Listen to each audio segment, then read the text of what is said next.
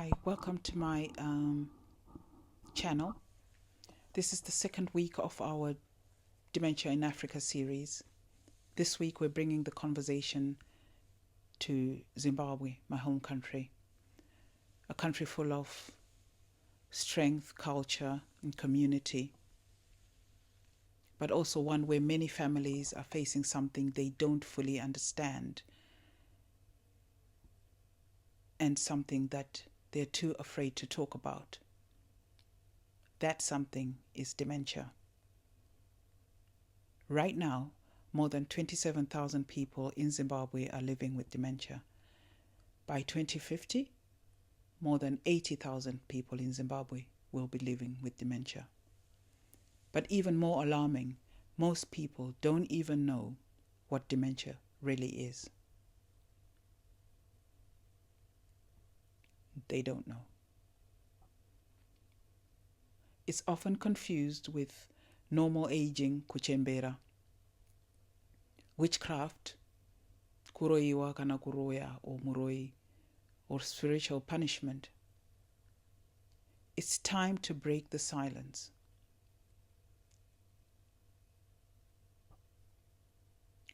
In many Zimbabwean communities, dementia is not recognized as a medical condition. It's seen as a result of old age, kuchembera, and something to be ashamed of. Because of this misunderstanding, people with dementia are often hidden away from society or mistreated. Families may isolate them, not out of cruelty, but out of confusion and fear, and also lack of education around dementia care, or what dementia really is. Some are even taken to traditional healers instead of medical doctors. But dementia is not witchcraft. It's not a curse. It's a brain disease, and it needs care, not fear.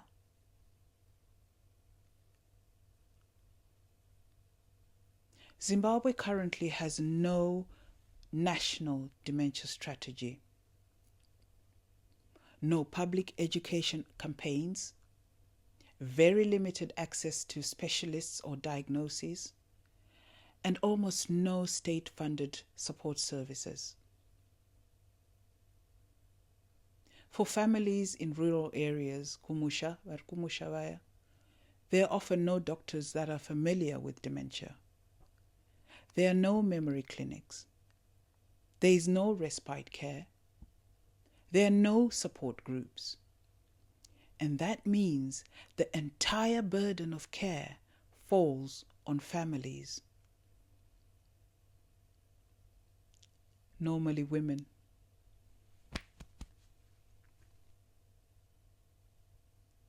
And in that, we often feel isolated, untrained, and overwhelmed. But the system remains silent. The help is minimal, but the need is urgent. In my culture, caring for elders is a source of pride. But dementia challenges that tradition. When an elderly person becomes aggressive, forgetful, or confused, families may not know what to do. They may argue. They may feel guilt. They may feel helpless. And the result? People suffer. Relationships suffer. Families break down, and no one talks about it. We need a new conversation. But there is hope. Zimbabwe does have one organization leading the way, and that's the Zimbabwe Alzheimer's and Related Disorders Association, or ZARDA. ZARDA. ZARDA is a member of Alzheimer's Disease International, a global federation of dementia associations. And ZARDA's work includes running awareness campaigns in communities, offering caregiver education, providing information to families, and advocating for national policies on dementia care. Their resources may be limited, but their impact is meaningful. They are helping families understand that dementia is not a curse, and they are not alone. What ZARDA is doing shows us what's possible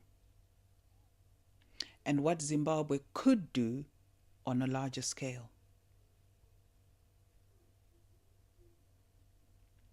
It's time to build on what ZARDA has started. Zimbabwe needs a national dementia strategy, more training for healthcare professionals, support for family caregivers, and culturally sensitive education in every province. This isn't just a healthcare issue, it's a social justice issue. Our elders deserve to be understood and respected, even when their memories fade. Dementia does not erase a person's humanity. It just changes how they see the world and experience the world.